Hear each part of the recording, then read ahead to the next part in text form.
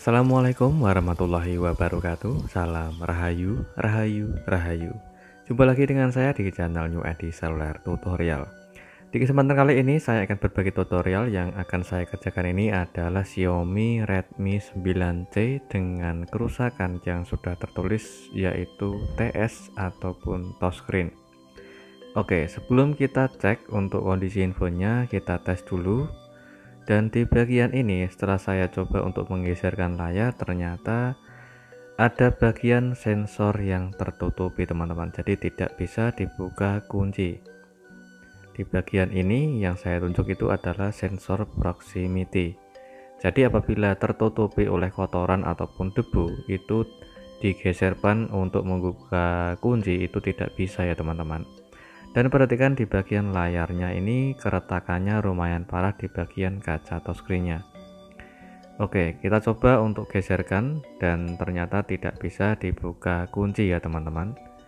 Oke, terpaksa untuk kita coba untuk mematikan dulu. Sebelum kita matikan, saya coba untuk kepengen mengetes layarnya dulu teman-teman. Oke, setelah terbuka untuk kuncinya, kita coba untuk cek dulu untuk layar LCD-nya. Oke, ternyata LCD-nya masih bersih dan sangat jernih, tapi untuk di bagian kaca touchscreen-nya pecahnya sangat parah teman-teman. Untuk di bagian touchscreen sengaja saya coba untuk tes dulu untuk memastikan kondisi handphone ini.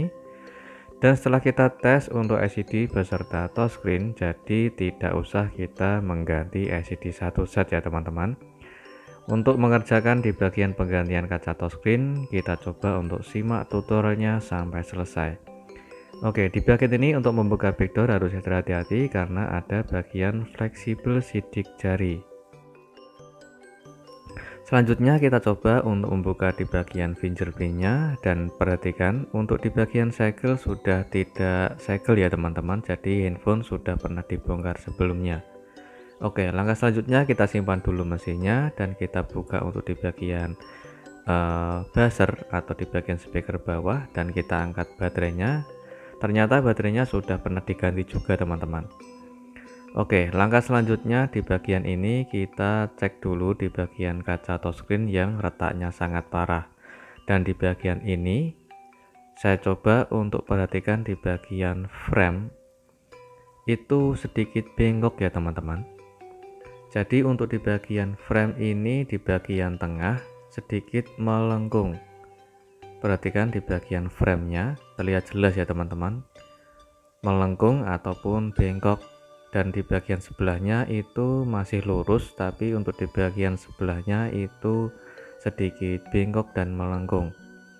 Jadi harus ekstra hati-hati untuk mengerjakan handphone yang bengkok ya teman-teman. Kita lindungi dulu atau kita lapisi menggunakan lakban atau solasi yang tujuannya untuk melindungi di bagian keretakan kaca touchscreen, yaitu untuk menghindari resiko saat kita membongkar LCD dari frame agar LCD-nya bisa diselamatkan tanpa mengganti LCD yang satu set yang baru. Oke, setelah kita panasi menggunakan alat separator dan selanjutnya kita siapkan mika tipis yang tujuannya untuk membuka di bagian LCD dari framenya. Kita memasukkan mika ke bagian celah seperti ini. Kita masukkan ke bagian bawah LCD ya teman-teman, jangan di bagian tengah layar, bisa merusak lapisan LCD. Di bagian ini harus hati-hati karena di bagian pojok itu retaknya sangat parah. Agar LCD-nya tidak cacat harus ekstra hati-hati untuk membukanya. Dan di bagian tengah ada fleksibel LCD, jadi jangan terlalu dalam untuk memasukkan mikanya. Dan ternyata setelah saya bongkar LCD-nya ini terlihat jelas ada segel kalau LCD ini sudah KW atau sudah pernah diganti dengan LCD yang lokal ya teman-teman. Setelah kita bongkar LCD dari frame, alangkah baiknya kita tes dulu untuk LCD-nya ada yang cacat atau tidak setelah kita membongkar atau memisahkan LCD dari framenya. Oke, kita tes LCD-nya. Alhamdulillah tidak ada flek hitam ataupun tombol dan tidak ada LCD yang cacat ya teman-teman. Selanjutnya kita tes touchscreen-nya. Alhamdulillah untuk touchscreen-nya juga masih bisa berfungsi dengan normal.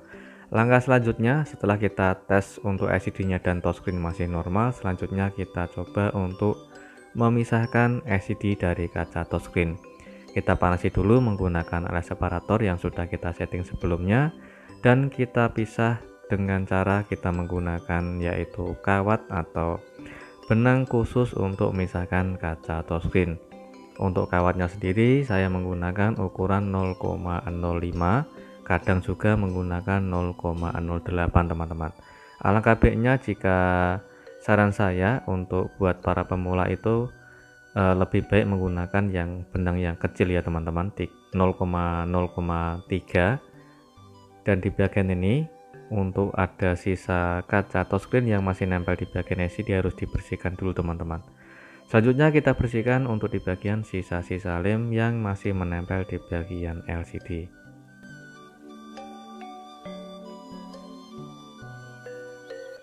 Oke, setelah kita bersihkan untuk LCD dari sisa lemnya, sudah sukses untuk kita memisahkan kaca touchscreen-nya. Dan jangan senang dulu di tahap ini. Setelah kita selesai memisahkan kaca touchscreen, alangkah baiknya kita tes ulang teman-teman, yang tujuannya untuk mengetahui LCD ini cacat atau tidak setelah kita memisahkan kaca touchscreen-nya. Oke, kita nyalakan dulu untuk infonya dan kita coba untuk lihat kondisi LCD beserta kita tes untuk fungsi touchscreen-nya.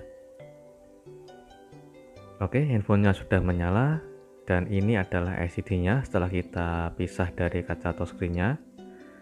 Dan alhamdulillah untuk LCD-nya masih bersih, tidak ada kotoran maupun tidak ada cacat seperti flag hitam, bergaris ataupun tidak ada yang rusak ya teman-teman. Kita tes untuk fungsi touchscreen-nya. Alhamdulillah touchscreen-nya masih bisa berfungsi dengan sangat normal sekali. Jadi meskipun tanpa kaca touchscreen, setelah kita pisah kaca touchscreen-nya, LCD-nya pun masih bisa disentuh ya teman-teman, karena fungsi kerja dari touchscreen menyatu sama LCD-nya. Selanjutnya kita siapkan untuk cairan pertamax beserta tatakan LCD yang tujuannya untuk pengaman saja, untuk menghindari risiko.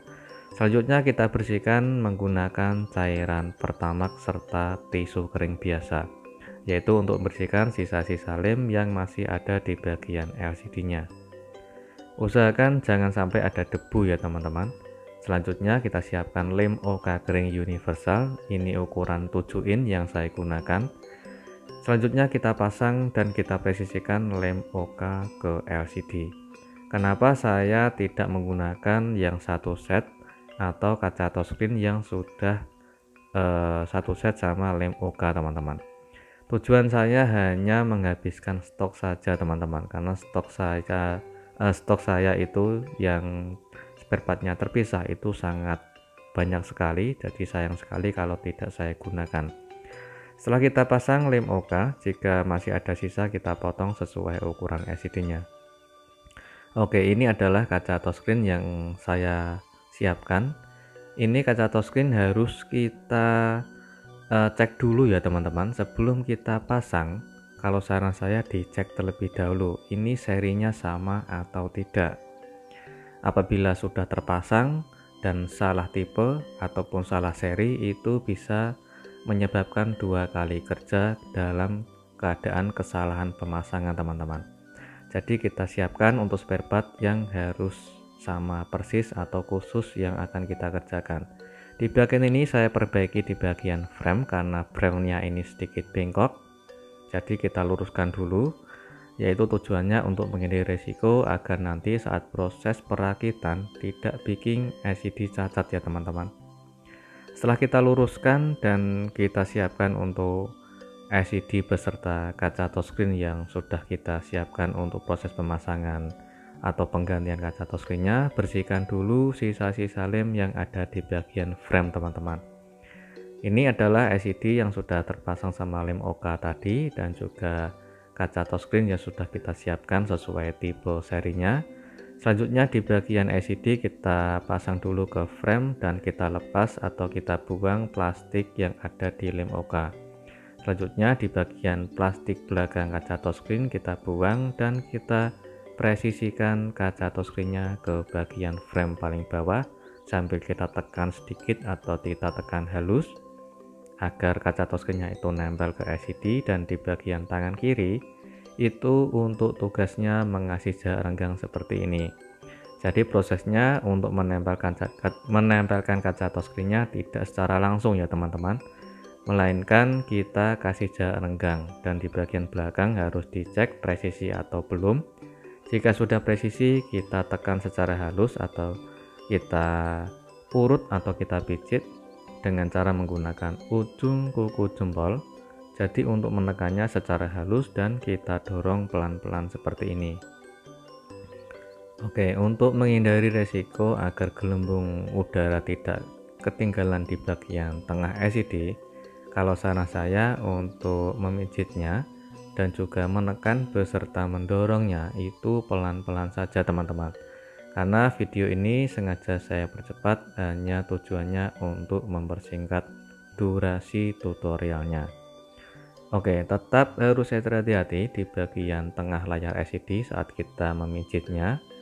Usahakan di bagian tangan kiri untuk mengasih jarak renggang jangan dilepas ya teman-teman, agar tidak menempel secara otomatis yang menyebabkan gelembung udara ketinggalan tengah LCD. Oke, sudah selesai untuk proses pemasangannya, dan ini adalah bekas kaca touchscreen yang sudah kita pisah tadi atau kaca touchscreen dari bawaannya. Jadi sudah selesai untuk proses pemasangan atau penggantian kaca touchscreen Xiaomi Redmi 9C. Tapi jangan senang dulu, setelah kita proses selesai pemasangan atau penggantian kaca touchscreen, alangkah baiknya kalau saran saya dites terlebih dahulu. Jadi kita cek ulang untuk memaksimalkan pengerjaan teman-teman. Ada yang cacat atau tidak setelah kita selesai pemasangan, sebelum kita terlanjur mengelem atau kita pasang LCD ke framenya. Oke, kita tes ulang untuk fungsi dari LCD beserta fungsi dari touchscreen-nya. Alhamdulillah sudah sukses dan LCD-nya serta touchscreen-nya masih bisa berfungsi dengan sangat normal. Oke, di tahap akhir kita coba untuk proses yaitu perakitan ya teman-teman. Karena sudah kita tes semua dan di bagian ini ada sisa segel. Jadi kalau saran saya kita bersihkan dulu dari sisa-sisa segel seperti ini teman-teman. Oke, kita bersihkan dulu dari sisa-sisa segel ataupun sisa-sisa lem yang lengket ke bagian belakang LCD. Oke, setelah kita bersihkan untuk di bagian belakang LCD dari sisa segelnya, selanjutnya kita proses perakitan atau pemasangan LCD ke frame. Saya siapkan untuk lem warna bening, yaitu di bagian lubang sensor proximity ya teman-teman. Untuk melindungi di bagian sensor proximity-nya saya gunakan lem warna bening, dan di bagian ini untuk di sekeliling kaca touchscreen saya menggunakan lem warna hitam. Oke, kita kasih lem secukupnya saja, nggak usah terlalu banyak atau nggak usah terlalu tebal ya teman-teman. Selanjutnya tinggal kita presisikan LCD ke frame sambil kita tekan secara halus. Oke, sambil kita menunggu lemnya kering, kita bisa sambil merakitnya, yaitu untuk mempersingkat waktu pengerjaan agar lebih cepat saja. Di bagian ini proses pemasangan baterai saya kasih isolasi double tip di bagian framenya. Oke, tinggal kita merakit infonya kembali. Kita pasang untuk fleksibel sidik jari atau fingerprint-nya, dan kita pasang sekrupnya ke posisi semula. Sengaja saya kasih segel untuk mengasih garansi ya teman-teman.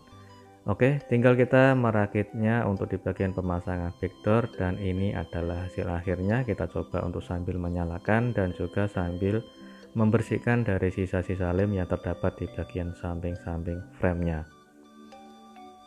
Oke, kita buka untuk plastik kaca touchscreen-nya, dan ini adalah hasil akhirnya setelah kita mengerjakan dari awal sampai selesai, dari tahap hingga pengerjaan benar-benar hasilnya bisa maksimal teman-teman. Untuk LCD-nya alhamdulillah masih bersih dan jernih, dan juga untuk di bagian hasil kamera belakang juga masih bisa jernih. Dan ini adalah bagian kamera depan. Kita coba untuk cek hasilnya, kita coba zoom. Oke, untuk hasil dari zoom ini alhamdulillah kameranya masih bersih dan jernih, dan hasil kamera depannya juga masih bersih dan sangat jernih. Jadi untuk tutorial penggantian kaca touchscreen Xiaomi Redmi 9C alhamdulillah sudah sukses dengan kondisi frame yang sudah kita luruskan kembali. Alhamdulillah sudah kembali lurus dan LCD-nya bisa terpasang presisi dan juga rapi ya teman-teman.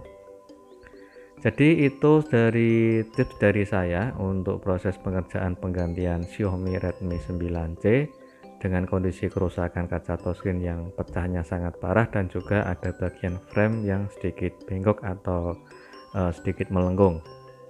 Jadi sudah sukses untuk penggantian kaca touchscreen dengan hasil yang maksimal dan sangat rapi. Semoga untuk tutorial kali ini bermanfaat dan jumpa lagi di tutorial berikutnya. Assalamualaikum warahmatullahi wabarakatuh.